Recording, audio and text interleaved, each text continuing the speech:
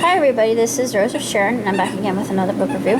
I just recently finished John Bellaris's Curse of the Blue Figurine, which is the first book in the Johnny Dixon series. And I forget how many books there are actually in the Johnny Dixon series, but I have the whole series, unlike with Louis Barnevelt, because I only had 3 out of the 13 books. And this one begins in late World War II, and it has similar themes as Lewis's series does, which is you're encountering a young man who is an orphan. He is taken care of by his grandparents. Well, of course, Lewis is taken care of by 2 individuals who are middle-aged, but still they're older than he is, and he sees them both as role models, and the same thing with these 2 here.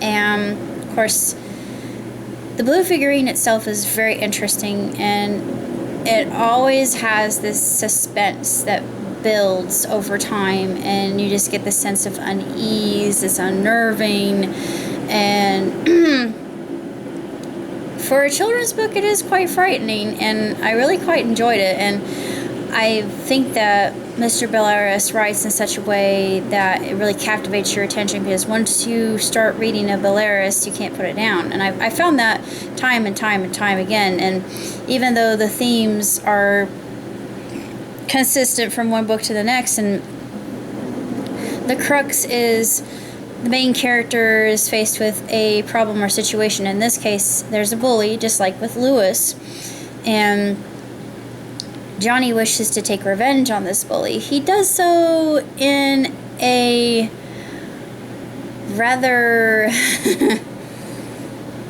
unhealthy way. Let me just put it that way. Don't mess with necromancy, kids. Even if it comes from Egypt, just don't touch it. That's not meant for us to play with. And that's another cautionary tale that Bellaris really illustrates so phenomenally well. It's just gloriously written, even though it's very short, woefully short, I would say. And it leaves it up in the air, which I'm really excited to see what adventures Johnny's going to take in the future and what he'll encounter as he grows and evolves as a character. I really don't have that much to say about the book, other than I just loved reading it. It was a real adrenaline rush. It was quite the ride.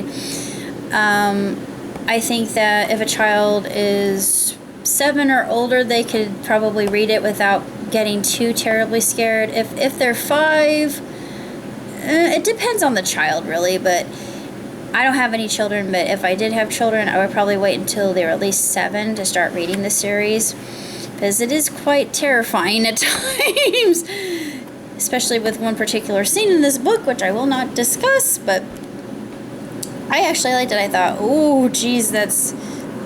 Ugh, my skin literally crawled, and I don't have a fear of this particular element, so for me to have skin crawling, yeah, that's saying something. But I really don't have that much else to say about the Curse of the Blue Figurine, other than if you read the Barnevelt series, I would highly recommend it, just because it's in the same vein and it follows the same themes. And of course, it has the same kind of mores and values as you would come to expect from even a book about necromancy and the paranormal. But this is more based on Egyptology and archaeology, which are topics of fascination for me and have been ever since I was a little girl.